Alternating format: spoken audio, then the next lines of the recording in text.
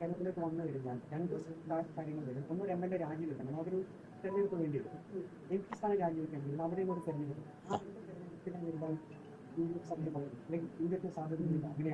അങ്ങനെ വരികയാണെങ്കിൽ കൂടി ഇത്രയും വലിയൊരു തെരഞ്ഞെടുപ്പിനെ അഭിമുഖീകരിച്ചവർക്ക് ഇത് നിസ്സാരമല്ലേ?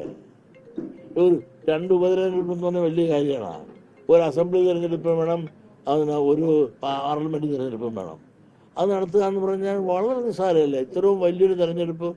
പിന്നെ മാത്രമല്ല, കോൺഗ്രസ് ഇവിടെ മാത്രമാണ്, ഇതുപോലെ എത്രയോ സംസ്ഥാനങ്ങളിൽ എത്രയോ വലിയ തെരഞ്ഞെടുപ്പ് നടത്തി പാരമ്പര്യവും പരിചയവും പക്വതയും അറിവും ഉള്ള അവർക്ക് ഇത് വെറും നിസ്സാര കാര്യമാണ്.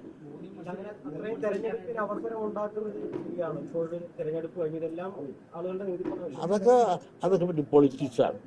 അതൊക്കെ അങ്ങനെയുള്ള പലതും നടന്നിട്ടുണ്ടല്ലോ. അതൊക്കെ നടക്കാതിരിക്കാം. അതൊക്കെ എല്ലാം രാഷ്ട്രീയക്കാർക്ക് വിടുക. അത് രാഷ്ട്രീയ തീരുമാനമാണ്. അത് ഞാൻ അല്ലല്ലോ പറഞ്ഞപ്പോഴും പഠനം നടത്തിക്കൊണ്ടിരിക്കില്ലേ? പഠനം നടത്തിക്കൊണ്ടിരിക്കുന്നവർ പഠിച്ച് അവരുടെ അഭിപ്രായം പറയട്ടെ, എന്നിട്ട് ഞാൻ പറയാം.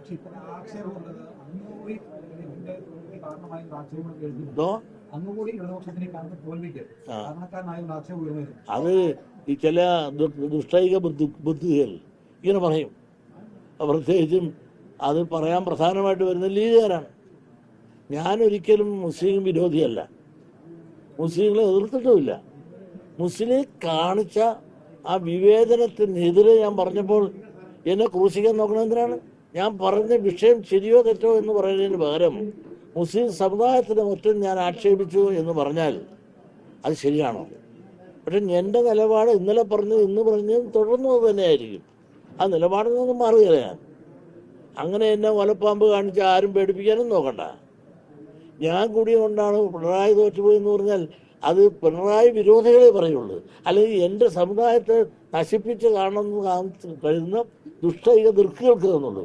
പക്ഷെ ഒരു കാര്യം നിങ്ങൾ മനസ്സിലാക്കാം, SNDP യോഗത്തെ തകർക്കാനോ തളർത്താനോ ഒരു പാർട്ടിക്കും ഒരു പുല്ലും ചെയ്യാൻ സാധിക്കില്ല. ഞങ്ങൾ ഒന്നാണ്. ഈ സംഘടന പലരും പുലർക്കാനും തകർക്കാനും പല രാഷ്ട്രീയക്കാരും നോക്കിയിട്ടുണ്ട്, ചില വ്യക്തികൾ നോക്കിയിട്ടുണ്ട്. ഇതൊന്നും ഇതിനേശത്തില്ല. ഞങ്ങളുടെ കൂട്ടത്തിൽ എല്ലാ രാഷ്ട്രീയക്കാരും ഉണ്ട്. അതെല്ലാം ഒന്നിച്ചിനിയും പോകും. ഏതാണ്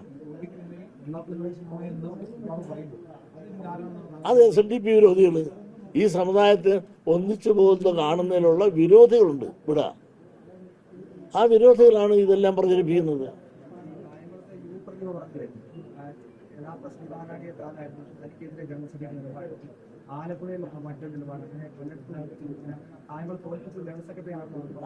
അവരുടെ വിശ്വാസം അവരെ രക്ഷിക്കട്ടെ.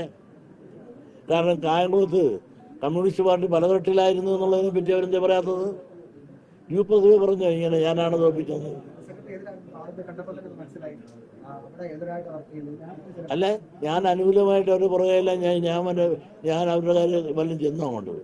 കമ്മ്യൂണിസ്റ്റ് പാർട്ടി എത്ര തട്ടിലായിരുന്നു അത് പറ. ഞാൻ സ്വന്തം കുറ്റം കണ്ടുപിടിക്കാതെ ബാക്കിയുള്ള കുറ്റം കണ്ടുപിടിക്കാൻ നടക്കാൻ എന്തിനാണ്? കായംകുളത്ത് കമ്മ്യൂണിസ്റ്റ് പാർട്ടി എത്ര ഗ്രൂപ്പായിരുന്നു, ഇപ്പം തന്നെ എത്ര ഗ്രൂപ്പാണ് നടപടി തുടങ്ങിയിട്ടില്ലേ? പിന്നെ അവർക്ക് അവിടെ നിൽക്കാനുള്ള അർഹതയില്ല എന്ന് അവിടുത്തെ ജനം കണ്ടുപിടിച്ചു. പിന്നെ എതിർനിന്ന സ്ഥാനാർത്ഥി എത്രയോ പ്രാവശ്യം തോറ്റ ആളാണ്. അയാളെ ജയിപ്പിക്കണമെന്നുള്ള വികാരം അവിടുത്തെ ജനങ്ങൾക്കുണ്ടായെങ്കിൽ ഞാനാണ് കുറ്റക്കാരൻ. ഇഷ്ടമില്ലാത്ത അച്ചു തൊട്ടതെല്ലാം കുറ്റം എന്ന് പറഞ്ഞത് ജയിച്ചതല്ല അവരുടെ ഗുണം, തോറ്റതല്ല എൻ്റെ ദോഷം കൊണ്ടാണെന്ന് വ്യാഖ്യാനിക്കുന്നത് ശരിയല്ല.